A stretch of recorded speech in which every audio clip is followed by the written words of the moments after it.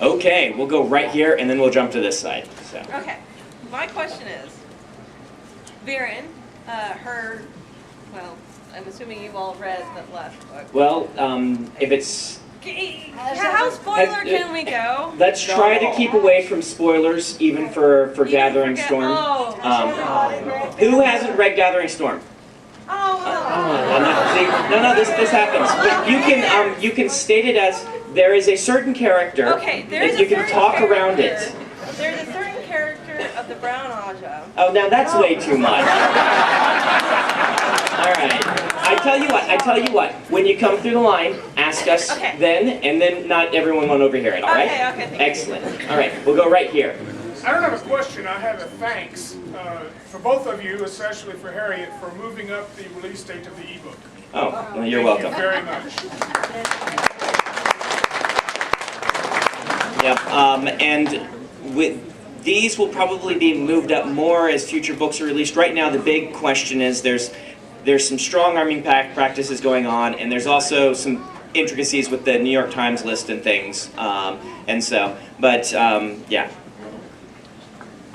I think it was too cautious, my original saying you can't do it until a year has passed. The fact is that publishers are unable to delay ebook publication unless the author, or in my case the estate, says no, don't do it.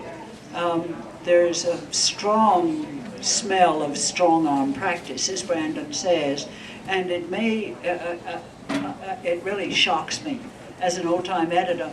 And in addition, it may interest you to know that for reasons known only to themselves, the New York Times does not count ebook sales when it's computing bestsellers. Oh my God. Yeah. All right back here. Is there a scene planned for the next book, because I don't think it's going to be in this one, I haven't finished it yet, with one of the Aiel Wise Ones as a demonic? Is there a scene planned with one of the Aiel Wise Ones as a demonic? That will be a Rapho, I'm afraid. but excellent question nonetheless. All right, other questions? Over here.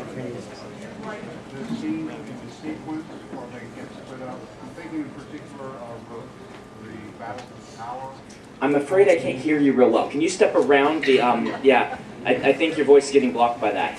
Yeah.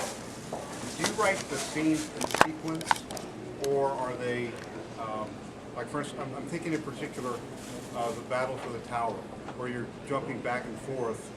Do you write the scenes for one character through, and then Harriet splits it up? Or? Okay. The question is, do I write the scenes in order?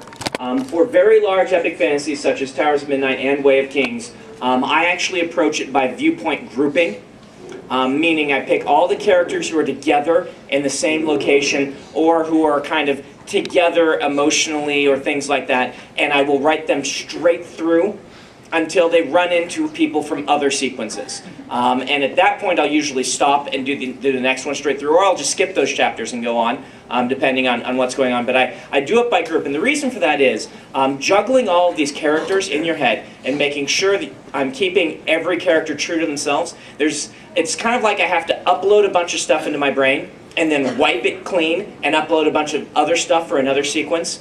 So for instance, for this book, all of Perrin and Fael and everyone around them would have been written straight through, and then I would jump back and would have done Matt, and so forth.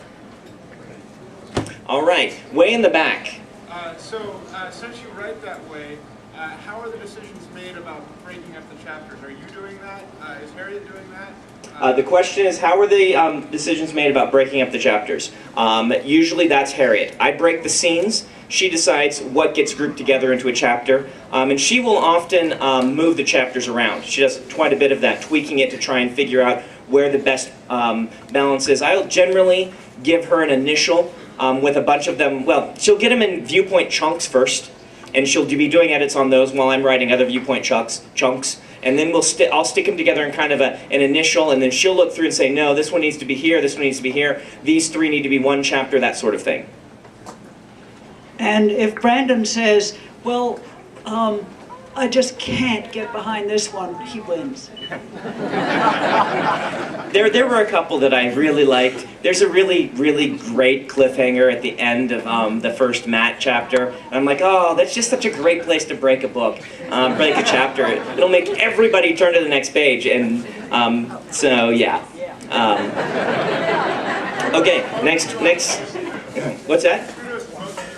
Oh, thank you. Other questions? Oh, wow, there's 3 of you over here. All right, the Muppet shirt. Who is Bella really working for? Who is Bela really working for, Harriet? Would you believe that Bela is the Dark One? We all knew it. Green shirt. Have you finished the Mistborn novella yet? Have I finished the Mistborn novella? The Mistborn short story that became a novelette, that became a novella, that is now a short novel, is 60,000 words long. It's really looking like 70,000 words, which is about the third of the length of one of my other novels. And so I wrote a little bit on it today on the plane ride, and some yesterday. Slow going while I'm on tour, but it will be done fairly soon. Hopefully we'll have something to do with that next summer, since I don't have another release. It would probably be a small scale release or something like that. But yeah, hopefully there'll be something to do with that. If you weren't aware, between books, I generally take a few months off and just write something random, whatever strikes me. I don't have to have in fact, I can't have a contract for it. I can't have really done anything with it. It has to be something just completely unexpected to, keep my my instincts sharp and my writing ability sharp. I'm starting on A Memory of Light in January 1st, but I've got these 3 months to do whatever occurs to me. Last 2 months ago, I wrote a story about a pizza delivery man who turns into a necromancer. It was called Death by Pizza. Did you get a bad pizza? No, he was a good pizza delivery man with good pizza. He was just a necromancer. Last month I wrote this Mistborn novella. This month I'm on tour, and so I'll finish that novella. Next month I have a children's book that I'm revising, and then January I start on A Memory of Light. So, all right. It looks like we have time for maybe 1 or 2 more questions, depending on. All right, we'll go to the dude in red. Are there any characters in particular you find hard to write from the Wheel of Time series? Are there any characters in particular I find hard to write? There are several that I've had more trouble with than others. And in that case, I generally work on them quite a long time. Avienda, when I first started writing her, was probably the most difficult to get the voice right.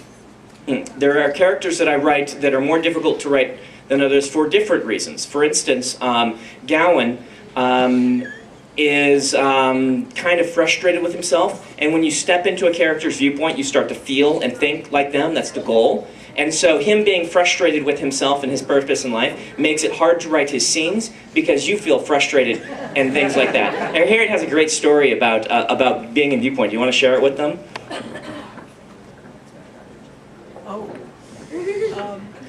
One of the things that happens with a writer, what certainly happened with Jim, he was often asked what was his favorite character, and he said, whoever I'm writing today, because he understood that villains don't think they're villains. They are doing what the world or the devil or something outside has forced them to do. So they think of themselves as gallant victims generally while they're slitting somebody's throat. But I could tell when he'd been writing somebody awful. He'd come in the kitchen door at supper time and he'd come slink around the walls. I said, "You've been writing Pad and Vein today, haven't you?" He said, "How did you know?" Okay, 1 more question. Okay, let's go ahead and do someone way in the back. We'll go ahead with purple shirt. Awesome, I like it. Who's your favorite villain to write? Who's my favorite villain to write? It depends on the book. The scene that Harriet just read was a huge amount of fun to write because Fane is just completely bonkers at this point. And so in this book, I'd say that was, of the villain viewpoints, my favorite one to write. Okay, we've got time for 1 more. That was a quick one, so we'll do this lady right over here. Can you do the Forsaken Wahaha? Oh, can I do a Forsaken Wahaha? All right.